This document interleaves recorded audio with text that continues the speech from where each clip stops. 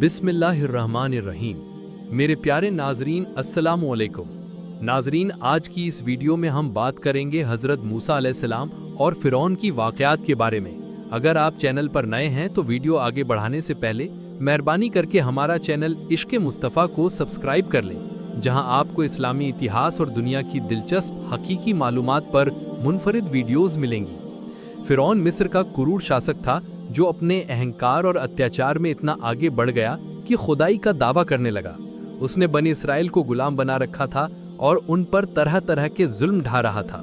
एक रात फ़िरौन अपनी नींद में मस्त था कि उसने एक ख्वाब देखा।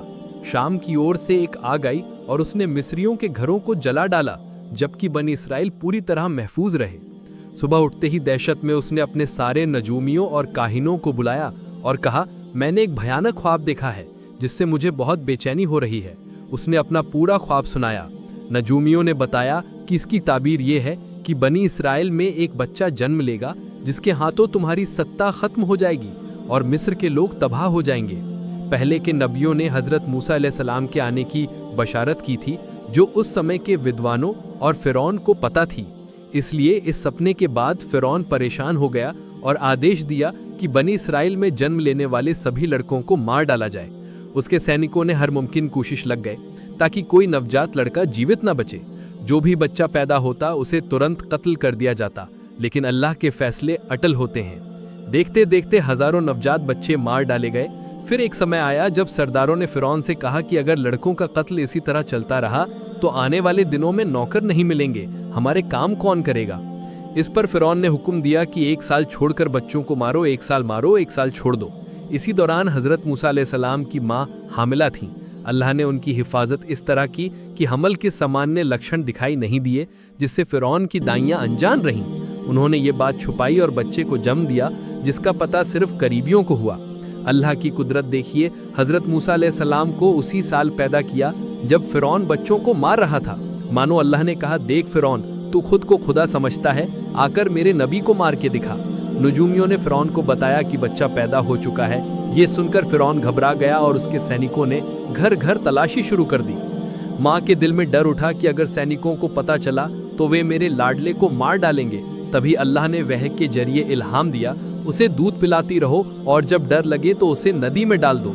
डरो मत, गम मत करो, हम उसे वापस लौटाएंगे और रसूल बनाएंगे। माँ ने ये इल्हाम दिल में संजो लिया। वे जानती थीं कि ये कोई साधारण बच्चा नहीं बल्कि अल्लाह का चुना हुआ बंदा है।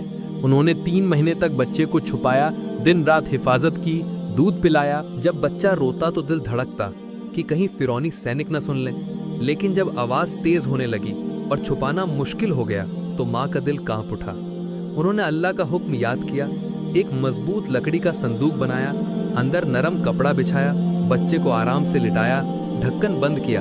आंसू बह रहे थे, दिल कांप रहा था, लेकिन ईमान कह रहा था कि अल्लाह ने वादा किया है, वो लौटाएगा। फिर वे नील नदी के किनारे गईं और संदूक को अल्लाह के हवाले कर नदी में बहा दिया।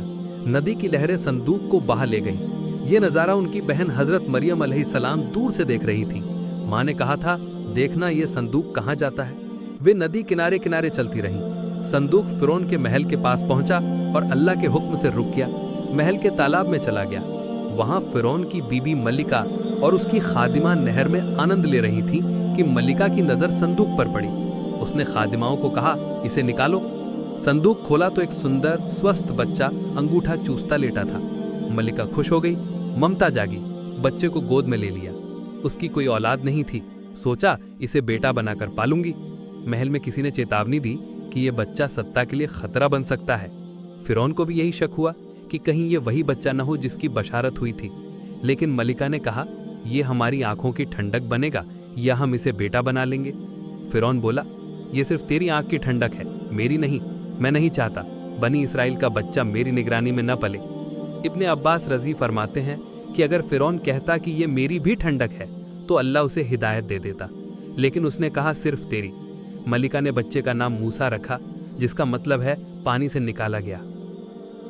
महल में ले जाते ही बच्चा दूध के लिए रोने लगा। कई दाइयां लाई गईं, लेकिन बच्चे ने किसी का दूध न पिया। इधर मूसा की बहन संदूक के पीछे आई थीं और दूर से सब देख रही थीं।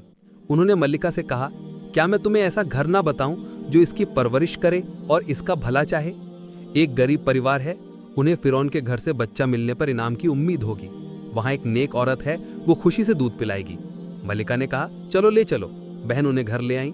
जब माँ ने दूध पिलाया तो बच्चे ने तुरंत पी लिया, क्योंकि किसी और का दूध कबूल नहीं था। अब वे खुद बच्चे को लाने लगी। इस तरह मूसा की माँ का महल में इज्जत बढ़ी और दूध पिलाने पर पैसे मिले। यूं हजरत मूसा अलैहिस्सलाम शाही महल में पलकर जवान और ताकतवर बने। जवान होने पर वे बेहद ताकतवर और बहादुर थे। उन्हें पता चल गया कि वे इसराइली हैं, मिस्री खानदान से कोई रिश्ता नहीं। जब देखा कि इसराइली अपमान, गुलामी और जुल्म में जी रहे हैं तो उनकी सारी हमदर्दी बनी इसराइल के साथ हो गई। एक बार कहीं जा रहे थे कि एक मिस्री एक इसराइली को बेगार के लिए घसीट रहा था। इसराइली ने मदद मांगी। मूसा ने मिस्री को रोका और कहा, यह निहायत नाइंसाफी है, लेकिन मिस्री ने ना सुनी। मूसा ने उसके गाल पर एक थप्पड़ मारा। मिस्री चोट न सह सका और मर गया। मूसा का इरादा कत्ल का नहीं था। पछतावे में अल्लाह से कहा, यह अनजाने में हुआ, माफी मांगता हूं। अल्लाह ने माफ कर दिया। दिन में मिस्री की कत्ल की खबर फैल गई और कातिल की तलाश शुरू हुई। अगले दिन फिर वही इसराइली एक मिस्री से झगड़ रहा था। उसने फिर मदद मांगी। मूसा मिस्री को रोकने आगे बढ़े, लेकिन इसराइली से नाराजगी से कहा, तू भी खुला गुमराह है, बेवजह झगड़ा मोल लेता है। वो डर गया और बोला, जैसे कल तूने एक मिस्री को मार डाला, क्या आज मुझे भी मारना चाहता है? ये खबर फिरौन तक पहुंची कि कातिल मूसा है। फिरौन ने गिरफ्तारी का आदेश दिया। मूसा चुपचाप शहर छोड़ मदियन रवाना हो गए। मदियन पहुंचकर देखा कि कुएं पर पानी के लिए भीड़ है। 2 लड़कियां अपने जानवरों के लिए दूर खड़ी हैं। मूसा ने पूछा, तुम यहाँ क्यों? उन्होंने कहा, हम कमजोर हैं, ताकतवर हमें धकेल देते हैं, हमारे बूढ़े बाप इनसे लड़ नहीं सकते, सबके जाने का इंतजार कर रही हैं। मूसा को यह अन्याय बर्दाश्त ना हुआ। भीड़ चीर कर कुएं पर पहुंचे, बड़ा डोल अकेले खींचा और लड़कियों के जानवरों को पानी पिलाया। लड़कियों ने घर जाकर अपने पिता हजरत शुएब अलैहिस्सलाम को बताया। शुएब ने मूसा को बुलाया, मेहमान नवाजी की, हाल पूछे। जन्म से मदियन तक के सारे वाक़े सुनकर कहा, अल्लाह का शुक्र कि तुम उन जालिमों से बच गए, अब डरो मत, मेरे पास रहो। एक दिन मूसा बकरियां चराते दूर निकल गए। रात ठंडी थी, परिवार साथ था, आग चाहिए थी। सामने सीनाई घाटी में एक चमक दिखी। कुरान में है, मूसा ने अपनी बीवी से कहा, तुम यहीं ठहरो, मैंने आग देखी है, शायद चिंगारी लाऊं या रागीर मिले। मूसा ने देखा कि अजीब आग है, पेड़ पर रोशनी है लेकिन न जलाती है न बुझती है। सोचते आगे बढ़े तो आग दूर होती गई। डर लगा, लौटने लगे तो आग करीब आई और आवाज आई कि ऐ मूसा, मैं अल्लाह हूं, सारे जहां का रब, अपनी जूतियां उतार, तू पाकीज़ा घाटी तुआ में है, मैंने तुझे रसूल चुना है, जो वही आती है, सुन। मूसा के हाथ में चरवाहे की लाठी थी। अल्लाह ने कहा, इसे फेंक। फेंकी तो अजगर बन दौड़ने लगा। फिर कहा, उठा लो। बिना डरे पकड़ा तो लाठी बन गई। फिर कहा, हाथ बगल में डालकर निकाल। निकाला तो चमकदार। अल्लाह ने कहा, ये 2 निशानियां हैं, जा फिरौन और उसकी कौम को हिदायत दे। मूसा मिस्र पहुंचे, भाई हारून अलैहिस्सलाम को लेकर फिरौन के दरबार में हाजिर हुए। कहा, अल्लाह ने हमें नबी बनाकर भेजा है, 2 बातें मांगते हैं, तू अल्लाह पर ईमान ला, किसी को शरीक न ठहरा, बनी इसराइल पर जुल्म बंद कर, उन्हें आज़ाद कर। वाक़या लंबा है, इंशाअल्लाह अगर आप चाहें तो अगला वीडियो बनाएंगे। संक्षेप में, फिरौन बनी इसराइल को ख़त्म करने लश्कर लेकर निकला। जब बनी इसराइल लाल सागर के पास पहुंचे तो अल्लाह ने समुद्र में रास्ता खोल दिया। यही वो मौका था जब फिरौन का सपना पूरा होने वाला था। उसकी सत्ता, फौज सब तबाह।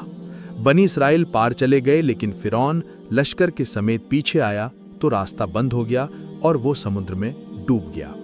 नाजरीन, अगर मूसा और फिरौन का मुकाबला जानना चाहते हैं तो कमेंट करें, पूरी जानकारी वाली वीडियो बना देंगे।